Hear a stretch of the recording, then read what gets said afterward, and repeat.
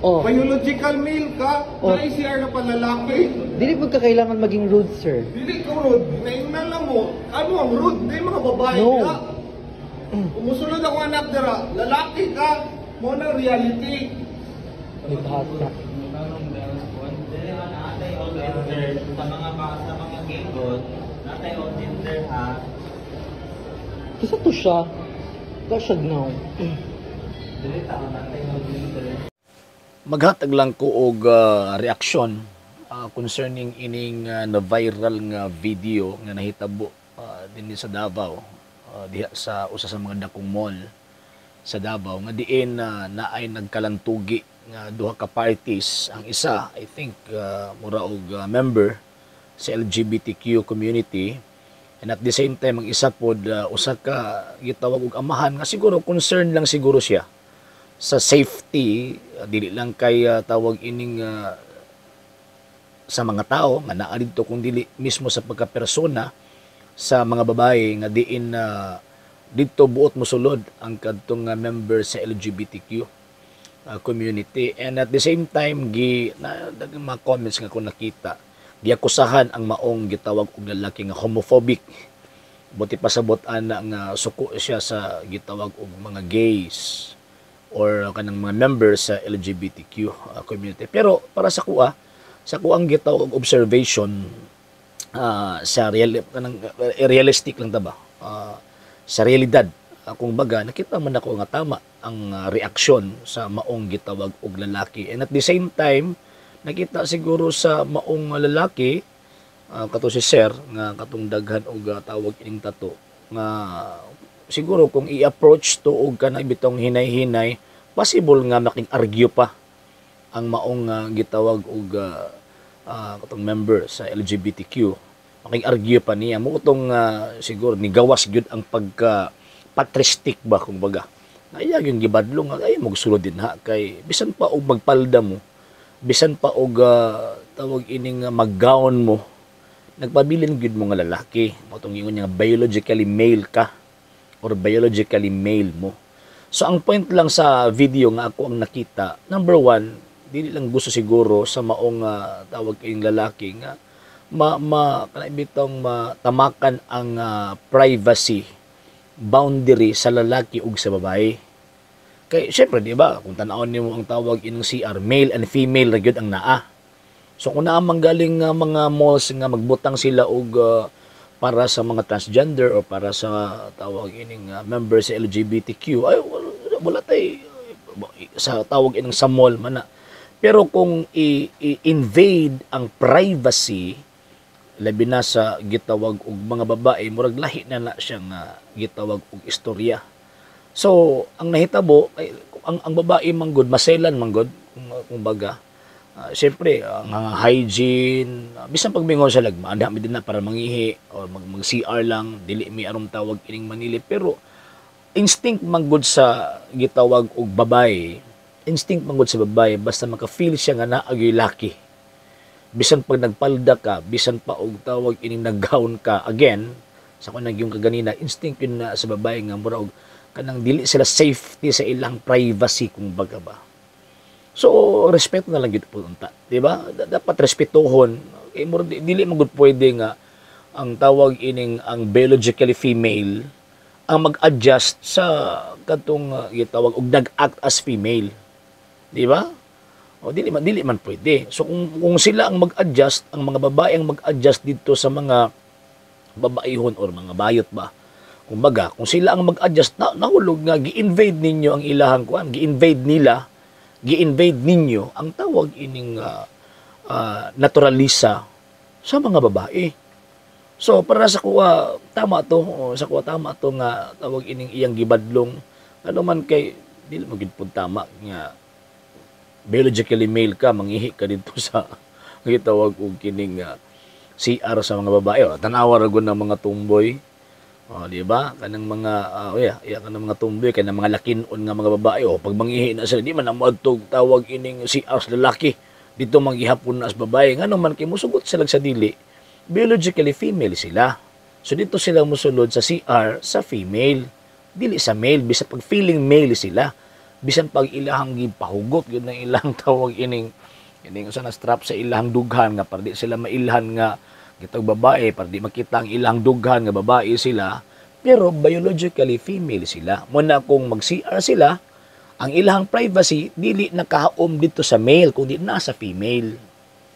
So ngilad po kaayo nga actually naamon kay mga amigo nga members sa LGBT or tawag ining gani ko mga kauban sa tawag ining sa mga organizations nga member ana, pero dili man sa lingon ana manguna-una. Kung sa kuan ba mga professionals kung baga kabalo sila mo lugar ug asa dapit. Kabalo sila sa definition sa male and female, man and woman. So kung mingon tag woman manggod but pasabot ana man na nga naay womb. So tao na nga naay gitawag og matris, kay ang purpose anang matris procreation. Buti pasabot sila ang mo reproduce o gitawag og tao. So man ni kalainan sa man and woman.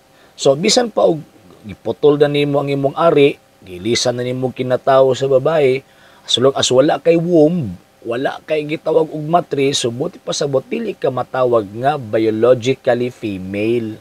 Yung mga transgender pero di ka mahitabo nga female ka, magpabilig jud kang biologically male. So kung ang CR ang nakabutang female and male, so di ayaw kung pwede ayaw na ninyo isuksok ang inyong kaugalingon din na sa female nga CR. Ano man kay tawag inahulog nga wala ninyo gitagaan og respeto ang mga babae nga nag-CR ana. So gi-cross na ninyo ang boundary ba? Ang boundary or ang safety o ang privacy sa gitawag og babae nga naa sa pang babae nga CR. Number two, nasabtan po nako ang lalaki kay ang iyang pong gitanaw ang security. Security sa mga babae nga naadna kinabi uban po nga mga nalibitaw mga oportunista ba kung baga, di ba? Magpasulob-sulob og pagkababae niya. I-take advantage nila nga nagsulob sa babae niya pagkahuman mo dito. Makuha ng tawag ining again ang privacy sa mga babae. Number three, kung tinuod gyud nga manawag yun mo og respeto, una po ninyo respeto ang inyong kaugalingon o ang tawag ining ang inyong environment ba. Kaya sige tagpangay respeto nya kita pud mismo wala tay gitawag og respeto. So unsa may ma-expect nato nga respect sa gitawag og ubang tao. Og ang pinaka the best respect ana kabaluta og asa dapit ang female CR, kabaluta asa dapit ang male nga CR. Kabalo po ta og unsa ta male ba ko, biologically male ba ko or biologically female. So kini dili ni kanang dili ko suko wala ko actually masabtan magud pud na nako nga kanang ingon ana nga gitawag sitwasyon kay ilaha man ang feeling. Ang feeling man nilang babae sila pero kanang inyong feeling dili na pwede ma-apply dito sa male and female nga CR. Ngano man kay dili mausab ang imong gender. Tungod lang sa imong feeling, no sir, no ma'am. Dili mo usab imong gender tungod kay feeling nimo babae ka o feeling nimo lalaki ka, no. Di na mo usab imong gender din na. So, ang naa din na syempre for privacy reasons, male and female ang nakabutan na. So, musul ka sa kung male ka na ka sa male. Kung female ka na ka sa male CR. Female CR tawag ining musulod. Pero ang point nako is katong pagbadlong sa lalaki tama. Approve gyud ko katong pagbadlong sa gitog lalaki. Bisan ako kung nakoy anak, di na ko pasudlon oy.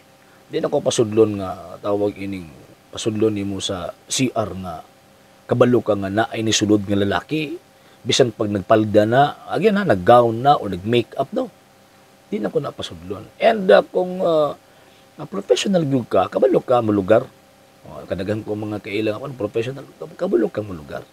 Ako sa set aside una ang tawag ining kuan kining religious matters kay samot na ko magisgot ko religious matters na samot gyud nga di gyud mo kauyon nako kay sa balaan kasulatan ang gisulti sa Ginoong Dios duha ra gyud ang gihimo babayi ug lalaki walay or male or female ang naa dinha male and female rather male and female wala na neuter wala na and kung munapay mo sobra na inyo atong giguba ang divine law ang divine creation kung naapay mo sobra diha So mao po na kana simpleng CR lang gani na ha.